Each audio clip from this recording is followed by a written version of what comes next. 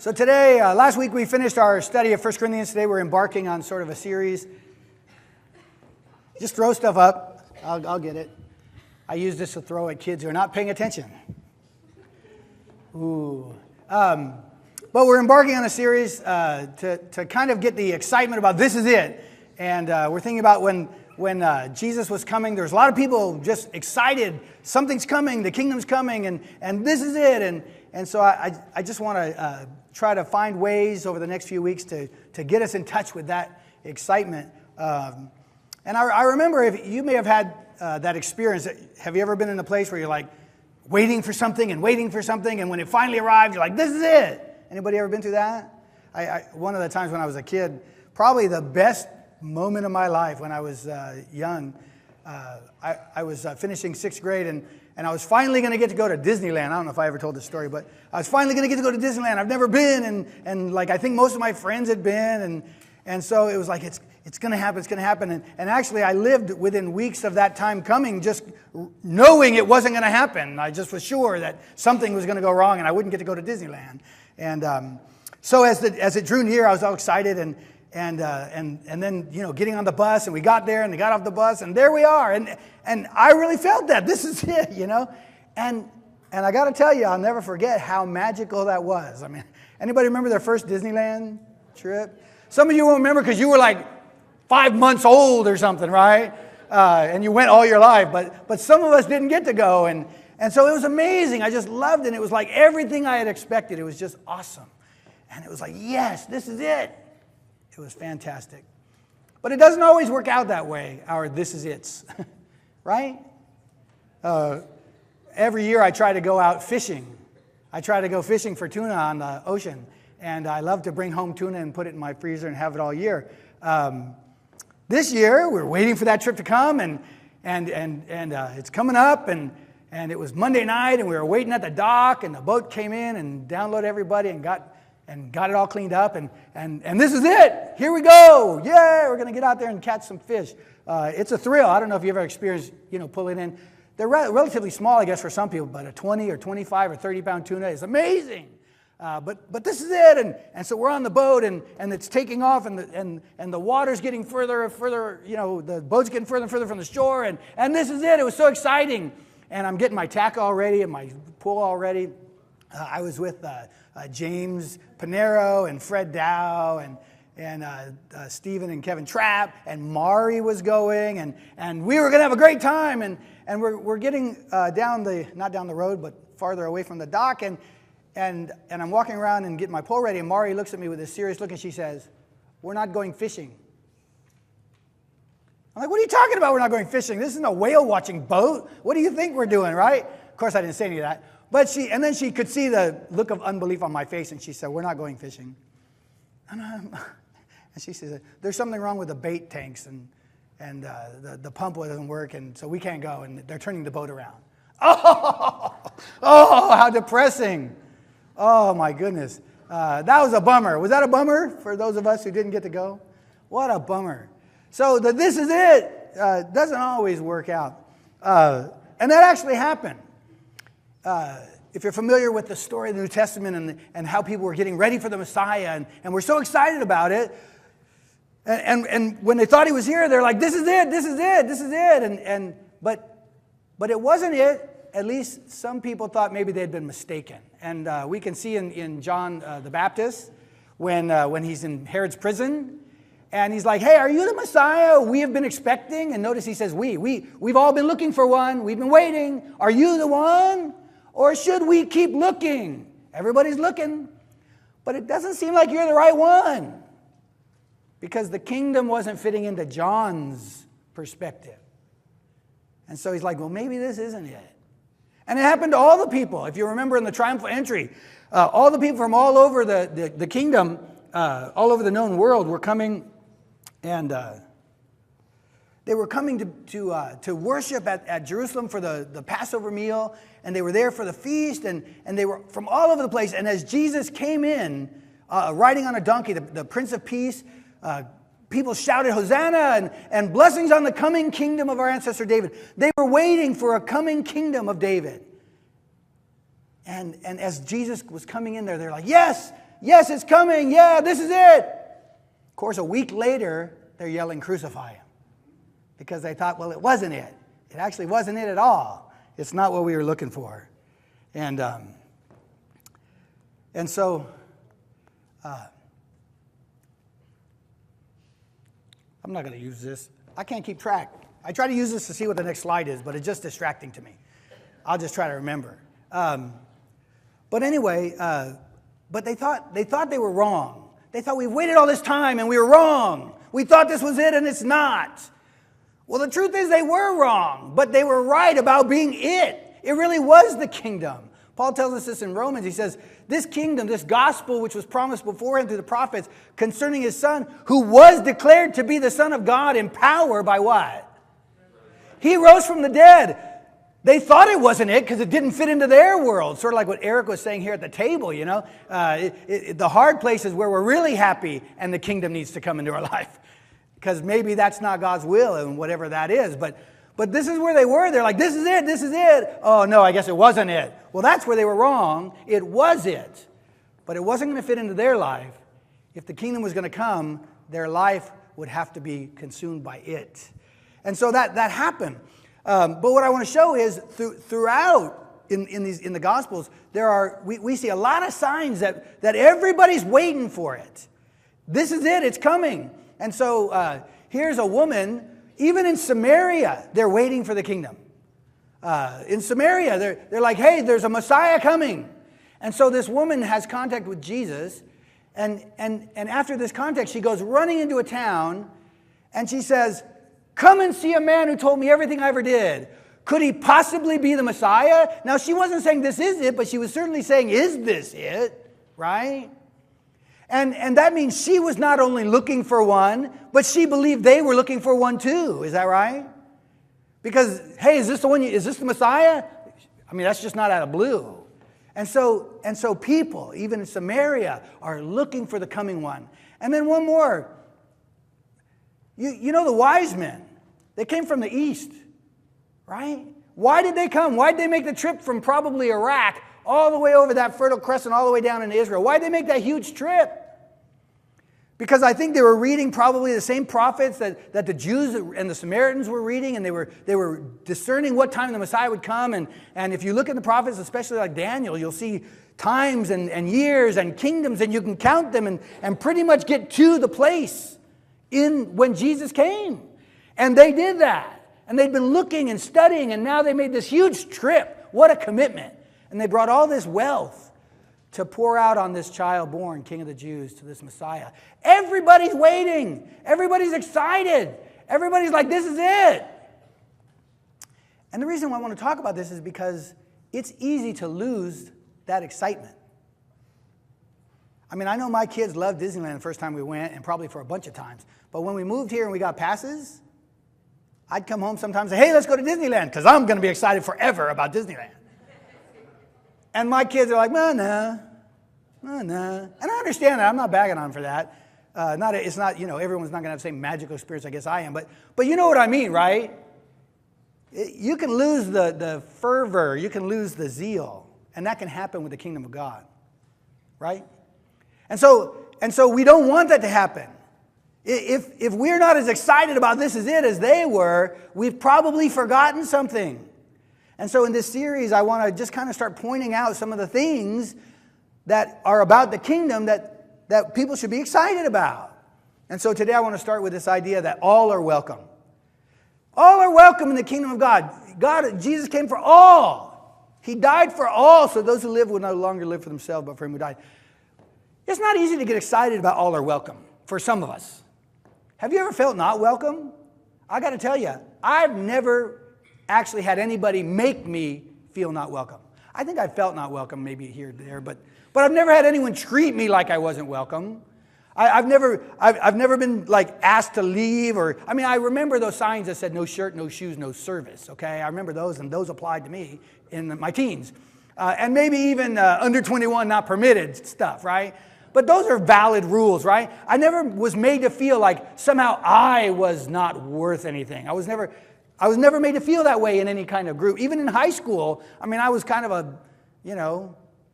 don't know, I don't want to say it. but I was a mess. But I still somehow was able to go to whosever group was happening and hang out. I never felt like they didn't want me there. But I know that that's not the common experience for some people. I'll bet some of us have had the luxury of feeling welcome pretty much everywhere. Have we? Have some of us? But we know that some people don't. We know that there's some people, especially in our history, we know some people are treated like they're not welcome. Just because of something like the color of their skin or something, or maybe an accent or anything. Just, you're not welcome here. In the time of Jesus, all had not been welcome. All had not been welcome. They did not grow up in a place like a place where I grew up. They didn't grow up in a world where I grew up where you kind of felt like you were always welcome. They didn't. And through our study in Corinth, we saw in one case in the temple situation where women were pushed back. God had given them a place in the court of the Israelites right there, but by the time Herod builds his temple, they were pushed out of there. They're not welcome. They weren't welcome there. They were pushed out. But not only that, but Gentiles, you couldn't get anywhere near. You had your court outside of that, the outer court. God doesn't want you near here. And more than that, if you had some kind of physical malady or emotional malady, or if you had some kind of a problem, you were treated like God hated you. You were treated like, you're not welcome here. We don't want you around here. God's showing his punishment on you. And who sinned, you or your parents? Right? That's the world that the kingdom comes into. And so I understand where some of that comes from. There's some reading in the Old Testament that would lead people there. But I think they didn't give it a fair reading. And I want to show that. Because I think God has always had everybody in mind. Everybody welcome in mind. Even when God called Abraham to be a blessing, he said, you'll be a blessing to all nations. He always intended that. But somehow God's people lost sight of that. And probably because of the reading of some of these things. There's a place where it says, for no one who has a blemish shall draw near, a man blind or lame, or one who has a mutilated face or limb too long, or a man who has an injured foot, or an injured hand, or a hunchback, or a dwarf, or a man with a defect in his side, or itching disease, or scabs, or other problems. These guys aren't welcome. These guys are not welcome. Really? Oh, you got one foot that's longer than the other? Right? Or you're short? When I said dwarf, I said like this. I could have just gone like this, right? That you're not welcome? And I look at the people that were mistreated in the time of Jesus, and it looks like they were looking at scriptures like this and saying, God doesn't like you guys. But just look a little further. This isn't saying that. In fact, just before this text, it specifically says, no man of the offspring of Aaron, because we're talking about what? The priests, not just Jews. We're talking about the priesthood. None of those who would be priests who has a blemish shall come near to offer the Lord's food offerings, or since he has a blemish, he shall not come near to offer the bread of his God. And even that is not because God's mad at them, or he doesn't like them, or they're not welcome. It has nothing to do with that. That has to do with the fact that the whole sacrificial system, the one who gives the sacrifice and the actual sacrifice, all of that is a shadow or a foretaste of who? Of Jesus. Jesus is the perfect priest and the perfect sacrifice, right? And so the shadow of that is in the sacrificial system. And so it was important for God to teach, as they were going through history, to teach about the coming Christ in this kind of foretaste of it. And so that's why there was a prohibition.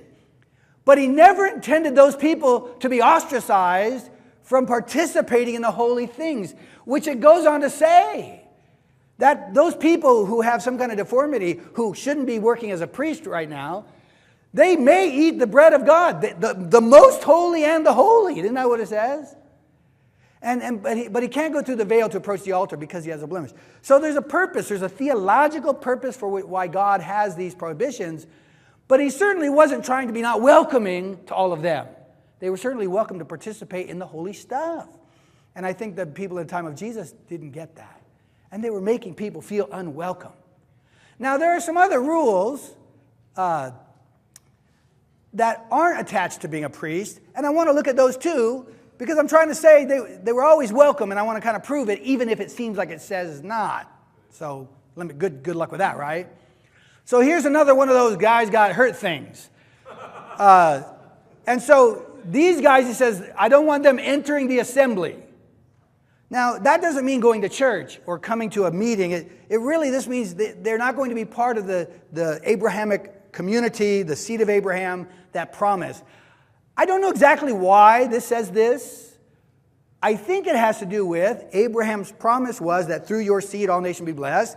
And the promise of Abraham is that your descendants will be numerous as the seashore. And so you really can't be a part of that promise if you cannot have children. And so I think that's probably why, but I don't know for sure. But I do know that it wasn't a hard and fast rule for ever and everybody. Don't I know that? Can we know that? Yeah. And they should have known it too. They should have known it too. Because you remember what the Ethiopian eunuch was reading when Philip was sent to go get him? He was reading Isaiah really near this spot. He wasn't reading right here a couple chapters before, but this is real close. And I'm pretty sure he probably was looking at this too, because it has to do with him. And he says, this is what Isaiah said, this is what the Jews should have known. Let the eunuch not say, behold, I'm a dry tree. Because thus saith the Lord, to the eunuch who holds fast my covenant, I'll give in my house and within my walls a monument and a name better than sons and daughters. Did God hate the eunuchs? Did he tell them, I don't want you to come here, you're not welcome here? No, the Jews at the time should have known that God loved them. They were always intended to be a part. They were always welcome. But that's not how they read it. Instead, they mistreated people. And so then the next one is, no one born of a forbidden union may enter the assembly of the Lord. They can't be a part of God's people. Really? Anybody know about Tamar's story? Was Perez allowed to be part of God's people? Is he not in the line of David and of Jesus? Did God, and they should know this because it's in their Bible. And what about this one? No Ammonite or Moabite, some of you are already hearing it, may enter the assembly of the Lord, even to the 10th generation. None of them may enter the assembly of the Lord forever. I know there were reasons then and why that was put on the people, but does anyone know at least an exception to this rule? Right? So God, it's not like God is mad at these people and just capricious and I'm deciding you and I'm going to just kick you out. It's like they should have known these people were in the lineage of David and Jesus. And so these weren't meant to be hard and fast rules forever, for all time. People were welcome, but they weren't at the time of Jesus. And so the coming kingdom was new because Jesus came to say, everyone's welcome. And so this is the lesson for today, the first lesson. I won't take long to get through these verses, but I just want to show it's obvious how welcome people are. Jesus welcomed tax collectors and sinners. And what's great about this passage is it shows us that nobody, at least the religious leaders, didn't. And anybody who followed those religious leaders. Because it says, now the tax collectors and sinners were all gathering around to hear Jesus, but the Pharisees and teachers of the law muttered, this man does what? Welcomes tax collectors and sinners. He welcomes sinners. What are they mad about? Because they don't welcome sinners. Does that make sense? It's a new thing. It was something that sinners were excited about. All their lives they were told, God doesn't want any part of you. And anybody who wanted to know God, these guys would say, get out of here. Go fix yourself and then come back and maybe, right? But that's not what Jesus was doing. People were excited about that. You mean we're welcome in the presence of a rabbi like Jesus? Yes. Lepers were welcome. A man with leprosy came and said, Lord, if you're willing, you can make me clean. And Jesus reached out his hand and touched the man. I'm willing. He said, be clean. And immediately he was cleansed of his leprosy. Does anyone see, do you know that Jesus had the power to heal lepers without touching them? Didn't he heal 10 lepers after they left? While they were on their way? He didn't have to touch this guy. Why do you suppose he touched the guy? Could it be because this guy hadn't felt human touch for years and years because he had to run around yelling unclean if he got near anybody clean? Now maybe other lepers, but his loved ones, his family, his children, a rabbi. Nobody's touching this guy. He's supposed to run away and yell unclean. And what is Jesus saying when he actually touches him? You're welcome here. I care about you. This leper felt welcome in Jesus' presence. Children are welcome. And here we see it again. The people bring little children. The disciples say, no, get out of here. Because children aren't welcome. And Jesus says the children are welcome. Right? Let the little children come to me. This is what the kingdom's all about. But he had to rebuke them and say, hey, the children are welcome here. Criminals are welcome here. Can you say that? Criminals are welcome here. Everybody say that.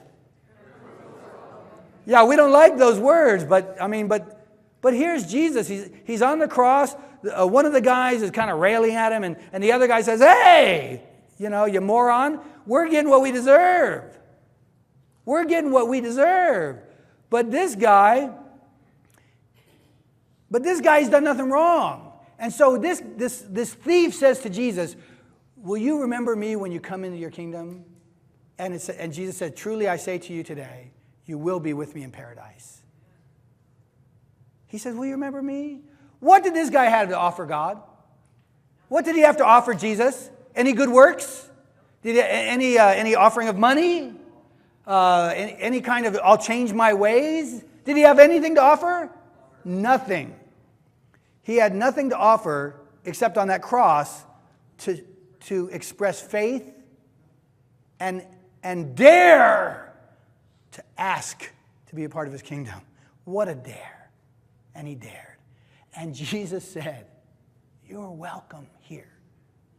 You will be with me in paradise. 5 times, I should say divorcees. I think I edited that maybe on my phone or something, but it was too small font. 5-time divorcees are welcome. I'll tell you what, right now, divorcees are not welcome in many churches. Sorry, even if there's just one, we're going to sort it all out and figure out who you're supposed to be married to, tell you to break up your families and do something with your kids because you can't be married to this person anymore because we figured out you can't do that. And somehow Jesus stood here with this woman, 5-time divorcee, living with a guy who's not her husband, completely feeling shunned by her town or not wanting to go anywhere near her town. He's with this woman, and she's like, you seem like a prophet, I heard Messiah is coming, and Jesus says, the one speaking to you, that's the one. I'm him. You're talking to the Messiah. No other rabbi would be sitting with this woman. No one would be seen near her, and she knew it. No Jew would be seen near her, and she knew it. No man should be there at that well alone with this woman, and she knew it. And here Jesus was, and he was the Son of God. And he was spending time with her. And he was revealing himself to her. And that made her so excited she ran and told everybody in the town. Jesus was saying, yes, you are welcome. And you're welcome. Do you know that? It doesn't matter how bad you think you are or were. It doesn't matter how much you think you've done wrong or how far you've strayed from God. God says you're welcome. He showed this in this text. It says, for while we were still weak at the right time, Christ died for the ungodly. But God shows his love for us in this, that while we were still what? Sinners. When we were rebelling, when we were his enemies, God reached out and came to us with an expression of the greatest love to draw us to himself, saying, you're welcome here. You're welcome here. Now, a little caveat, I guess. This invitation of welcome is to everyone. But everyone doesn't participate in it. We saw all those Jews turned around and started yelling, crucify him. We saw John the Baptist kind of going, well, I don't know if you're the right one now because my life's not going the way I thought it should. And then there's finally this guy. Even the rich religious people are welcome. They're welcome, but there's a but in this one. All these I've kept. Jesus is talking to him about, he's like, hey, how do I be perfect? And Jesus like, keep the law. And he said, all these I've kept. The young man said, well, what do I lack? And Jesus said, well, if you want to be perfect, go sell your possessions, give to the poor, and you'll have treasure in heaven, and then come and follow me. And it doesn't mean that everybody has to give up all they have and be poor and come follow me. But somehow Jesus knew that this person probably understood his security, his hope, his identity, even his approval of God that God approves of him is tied up in his wealth. His wealth makes a statement to everybody that he's doing a good job. He found all of that in his wealth. And Jesus basically says to him, unless you're willing to find that in God. See, that's what you're invited to. You've been invited to find all of that in God, in his kingdom. But this man, when he heard this, he went away sad because he had great wealth. God does not invite us to take that piece of religion, to take that kingdom and make it fit into our world. He's not inviting us to that. He's not inviting us to, okay, I'll add Jesus to my life. Oh, I'll add church to my life. That's not the invitation. And because it didn't fit people's worldview at the beginning, they all rejected him. But for those who understood that they would be to be consumed by the Holy Spirit and by the kingdom, when they understood that, then they could say yes to the invitation. And the same is true for us. If we've just added a little Jesus to our life, we probably don't have the passion of this is it. If we just added a little Jesus, just enough to make us feel comfortable, that's not it. But if we're being consumed by his kingdom, by his Spirit, if we've laid our lives down for him to raise them up every day since our baptism, if we're doing that every day, then we'll experience the renewed passion. This is it. If you have any response to the lesson today, I invite you to come up. We're going to sing a song. And you're welcome to turn in cards and let us know if we can pray for you or do anything to serve you this morning as we stand and sing this last song.